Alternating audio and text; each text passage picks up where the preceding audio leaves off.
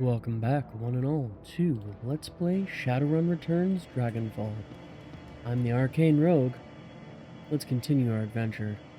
Last time we got all the funds that we needed to pay Alice, so we're headed to the rabbit hole.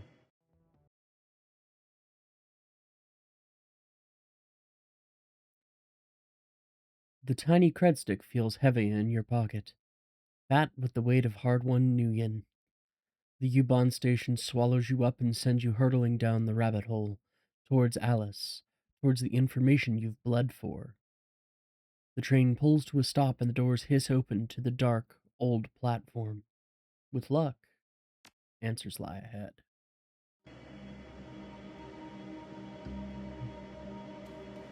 Alright.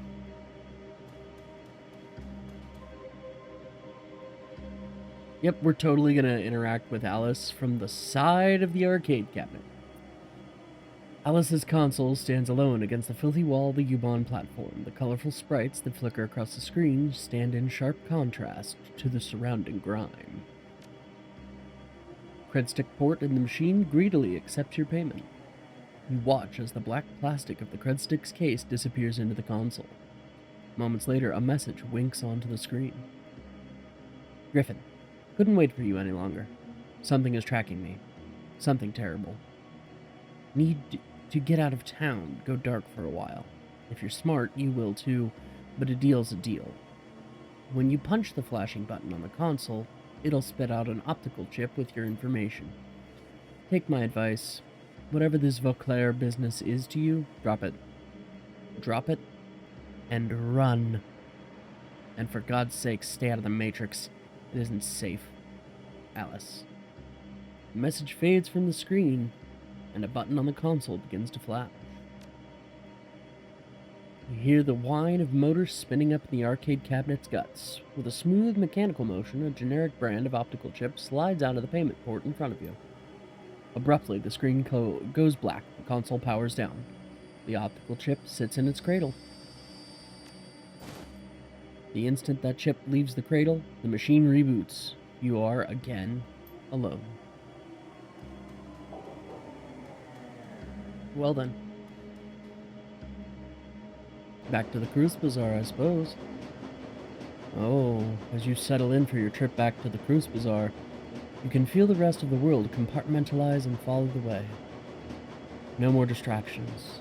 Just you, the train, and the optical chip. It sits in your pocket like a hot stone, impossible to ignore. The train ramps up to speed, filling the air with a monotonous electrical whir. The sound is soft and low and urgent, like the droning wings of an enormous insect. It would be soothing if your mind weren't occupied with other matters. All at once, the monotony is broken. Your PDA is buzzing. A quick glance at the screen tells you that you're receiving a call and that Paul Amsel is on the other end. You hit the receive button. One look at the grainy image that blossoms to life on the screen is enough to tell you that something has gone terribly wrong. The strangled sounds of panicked breathing punch through your PDA's tiny speakers. In the image window, you can see the outlines of figures silhouetted against the backdrop of Amsel's shop. The view rotates, bringing them toward the center of the frame. The image sharpens. In the center of the screen stands an enormous orc in battle armor, a hand cannon leveled at something just out of frame. His face is a shiny mat of grafted tissue, his smile like something out of a nightmare. Let him go. The orc doesn't respond. You don't hear your own echo over Amsel's microphone either. He must have muted the volume on your end of the conversation. You watch, powerless, as the orc's grin widens. The frantic breaths that you hear coming from off-screen increase in frequency. From off-screen, you hear Amsel's frantic voice. Aldrin, please, tell me what this is about. What are the Firewings' plans? You're going to kill me anyway. Don't send me to the grave without... Your stomach drops as the gun bucks and roars in the orc's hand. Your view on the PDA pitches wildly, then comes to a sudden stop with a violent crack. A burst of static floods the screen. Moments later, a dark shape falls into view with equivalent force. You hear the unmistakable sound of bone crunching against hardwood. The camera auto-adjusts and the dark shape swims into focus.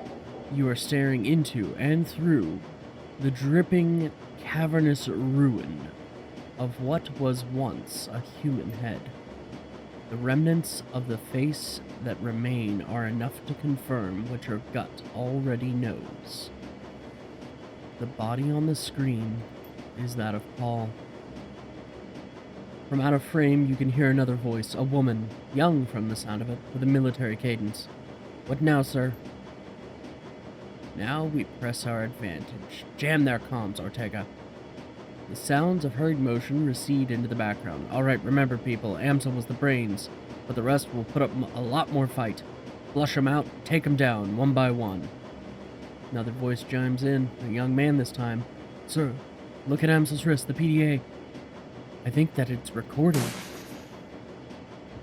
Damn it. You hear the roar of another gunshot and the screen goes dark. Your vision swims and the screen of your PDA seems to fade away. The impact of what you've just witnessed hammers you in the gut. Over and over again. Amsel is dead. The Cruise Bazaar is under attack. And it's entirely possible that an ambush party is already waiting to meet you at the U-Bahn platform. Whatever your attackers have planned, you won't be able to do much about it from in here. The train is speeding toward the Cruise Bazaar station. No more stops between you and the enemy. Nothing to do but prepare yourself. And wait. I'm gonna cast my spells. It looks like Iger's alright.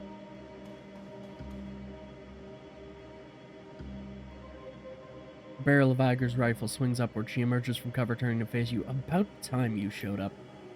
Light plays off Iger's face like a street light on rain-slick asphalt. Her face, neck, and chest are sheeted in dark, slick liquid.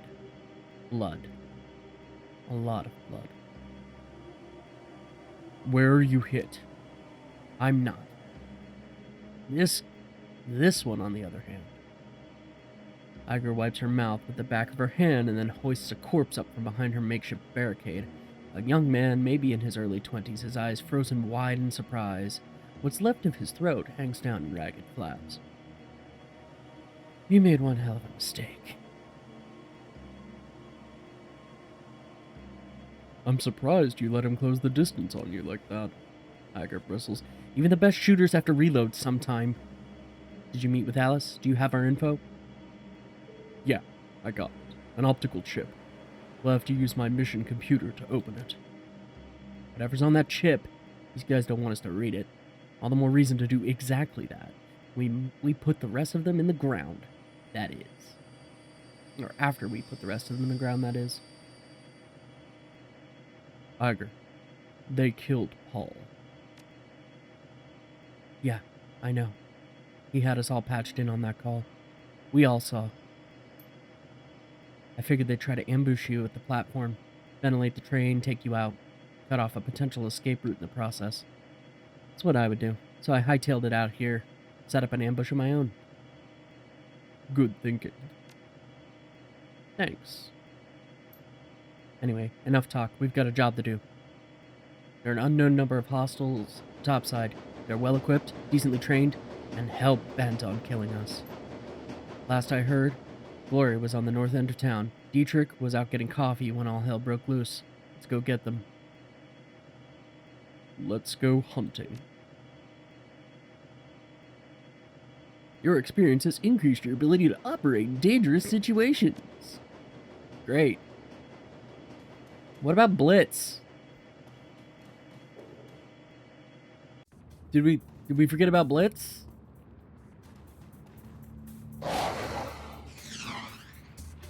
Is that my puppy?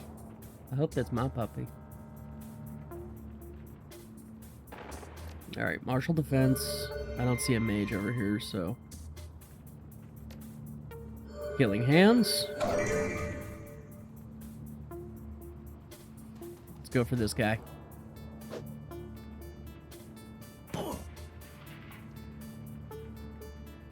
Okay, Iger, switch back to that sniper rifle. We are immediately dumped into combat, as you can see. You could start taking out that guy.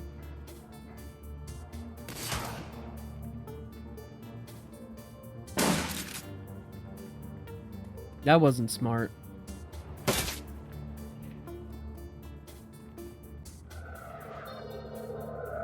Oh, there is a mage. Whose hellhound is that?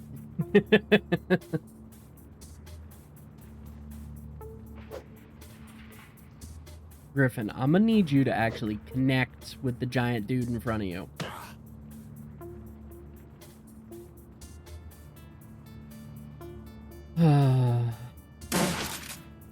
Iger. Seriously?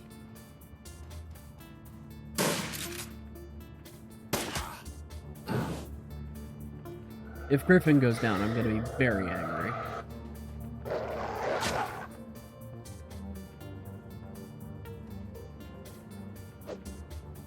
Griffin, can you please connect with him? For Pete's sake.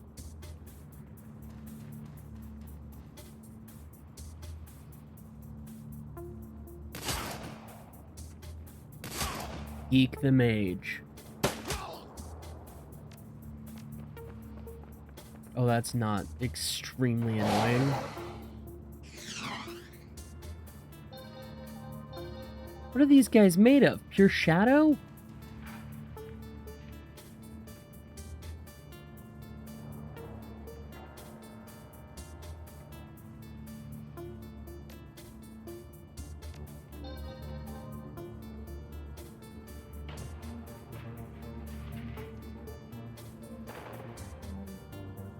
I only have one action point left for the turn.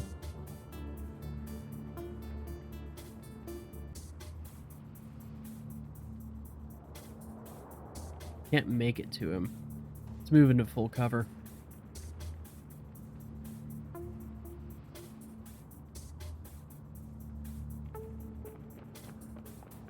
Pull you up over here. Switch. Fire the shotgun. Don't hit the puppy.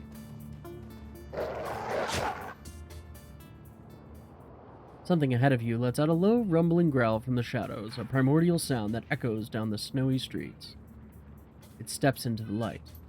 It's Dante! Even from this distance, you can feel the heat radiating from the enormous dog's body. He locks eyes with you, and you can see the fire burning within him. He takes a step towards you, hackles raised. Iger glances at you. Her voice is calm, but you can see the unease in her face. I forgot to mention, fearless leader, your dog's acting funny. How long's he been like this? Beats me. I caught sight of him on my way down to the U-Bahn platform, and he looked normal enough. Then one of these big guys took a shot at him and winged him. Big mistake. Dante got mad. Real mad. He started shaking and twitching, and I saw fire in his eyes. He was on the guy before I could blink. A few seconds later, the shooter was a red smear on the sidewalk, and Dante looked like this. Let's read his aura. Your third eye opens. All the world shifts to gray. Buildings, streets, cars, all gray. In your peripheral vision, you see Iger, her outline a pulsing warm glow.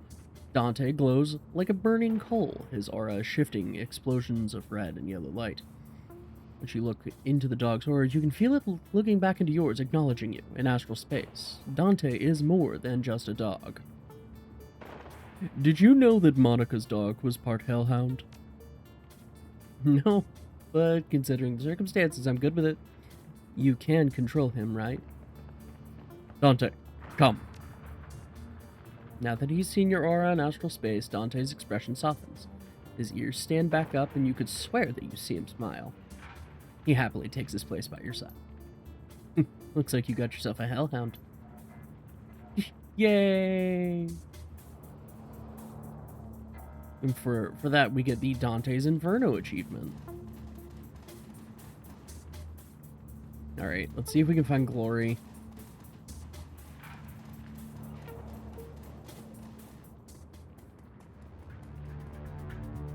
Oh, I'm sorry. Who do you think you are? Well, there's Glory. Conjurer. Alright. Martial defense. Magic resistance, please.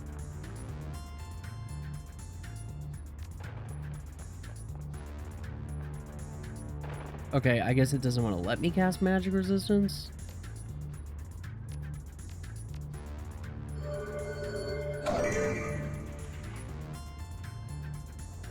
Can I get up to this guy and punch him? Yes. Do it. Or just whiff at him, Griffin. Why don't you do that? Just whiff at him some. And then you got this clown. He's like, hey, I'm gonna sneak up on you.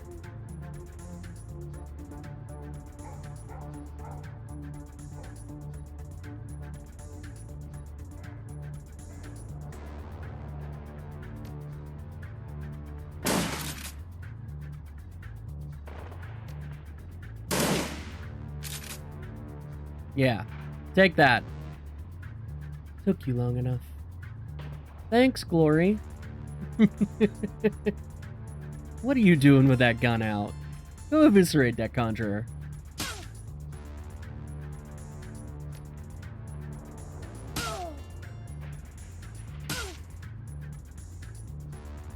Dante, put him down. Good boy.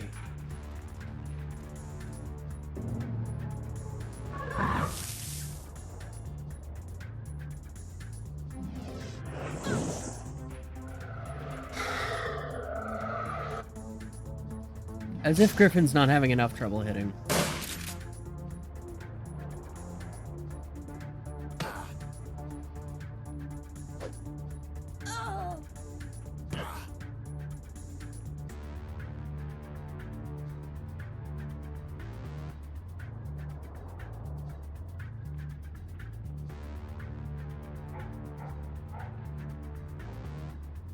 Okay.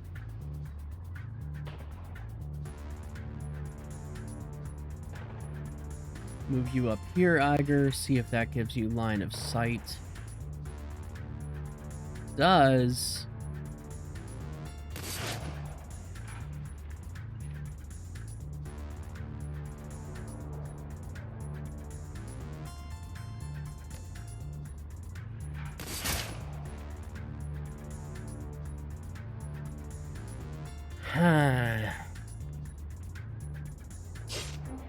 Come on.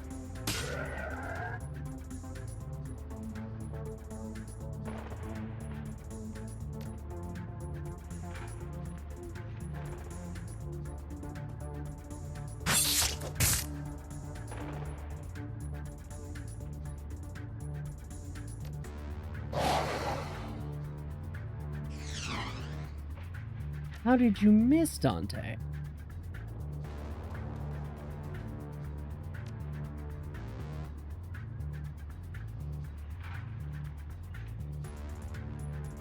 You can't get to him. Everybody else, yeah, no, we're out of AP. Griffin's just tanking gunshots to the face. It's fine. Totally fine.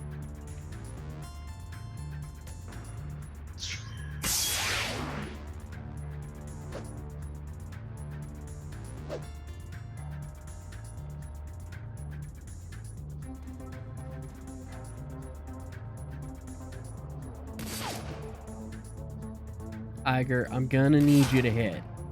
Thank you.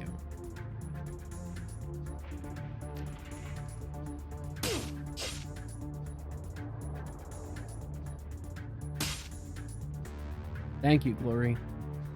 You did good. Dante, turn this guy into red mist, please. Thank you.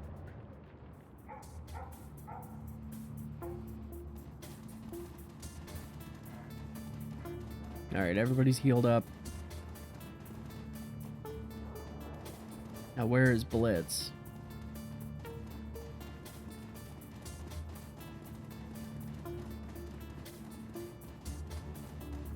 We know Dietrich's getting a cup of coffee. Did Blitz betray us?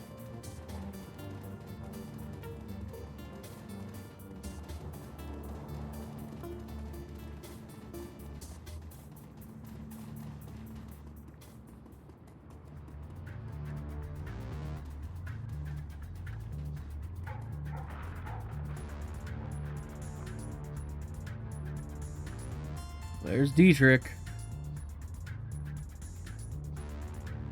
Okay. Martial defense. Stride.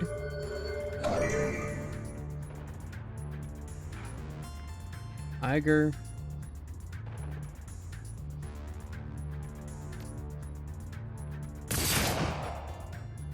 Take down the big guy, please.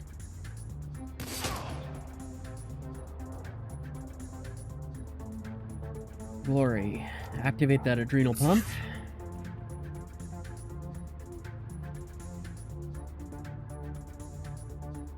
Move up the cover. You can't quite get to him, but you can move over to here. Yeah, Dietrich, I see you. I see ya.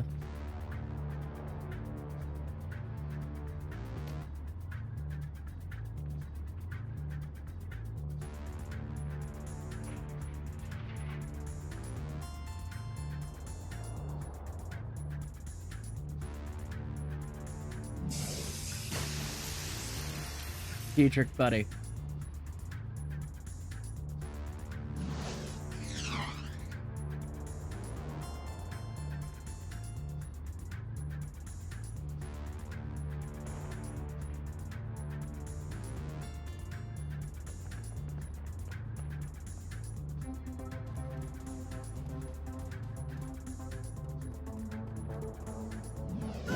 Yes, move right into range of my two of my close combat specialists, please.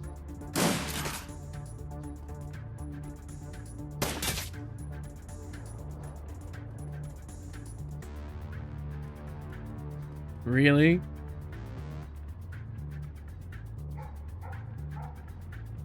Okay. That baffling decision, but that is a choice you can make.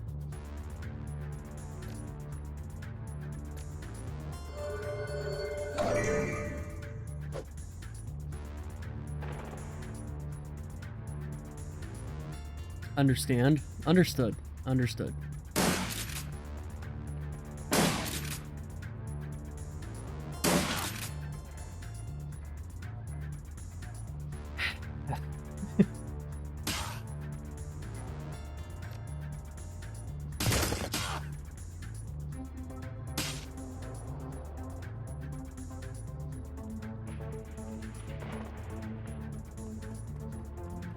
Move Dietrich around this side.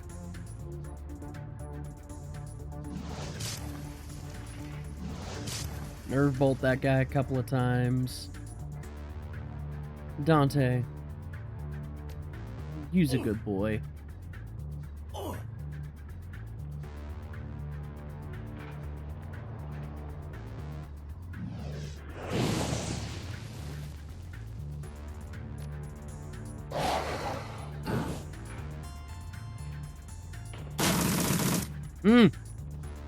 That was a lot of shots.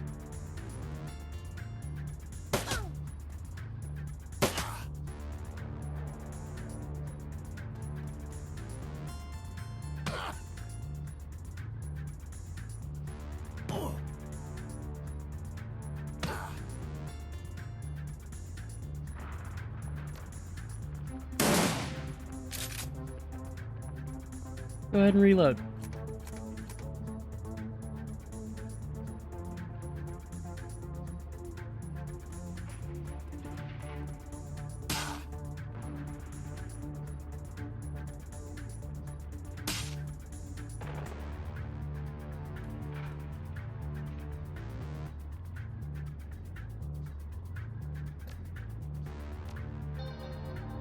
Patch up Glory.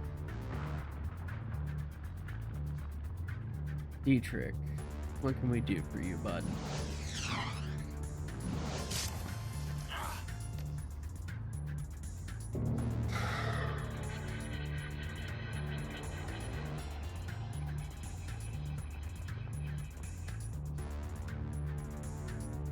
Dante, you just go ahead and move right there, big guy.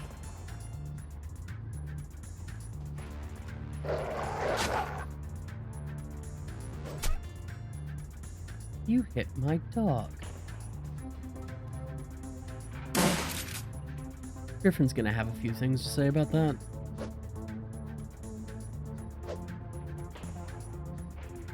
Okay, seriously?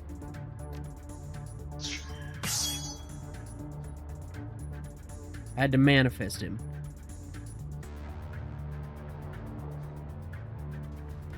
Iger can just move over here. Glory.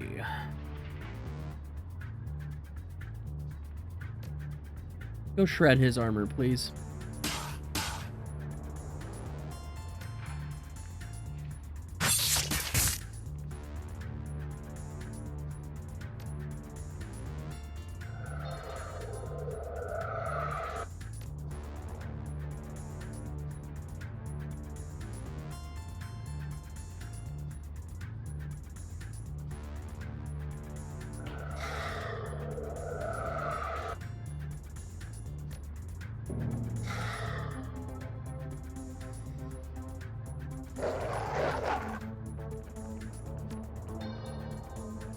Since these guys seem to be made of, you know, like Teflon or something.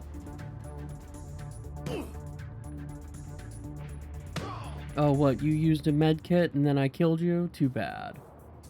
Glad to see y'all made it here alive. Dietrich straightens, his joints cracking under the strain. He takes a step in your direction, his expression grim. Listen, boss, we got problems. I saw a group of these guys peel off a few minutes ago. They made a beeline for the sewers. They were carrying bombs, Griffin. Can't say what yield, but they looked big. If you fancy living in a crater, I suggest we hightail it down here. Down there.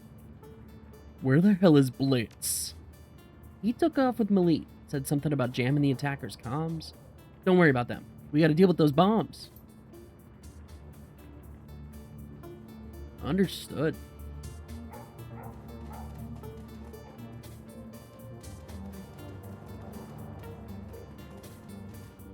The door has been boarded shut.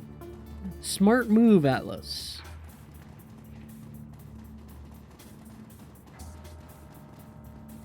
Alright, where's the...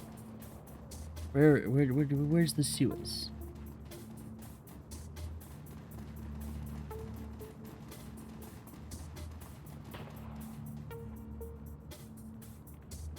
Oh, next time on Let's Play Shadowrun Dragonfall Director's Cut. Rogue manages to not sneeze while doing his outro, and we go down into the sewers. Join me then. And until then, I hope you have a wonderful day.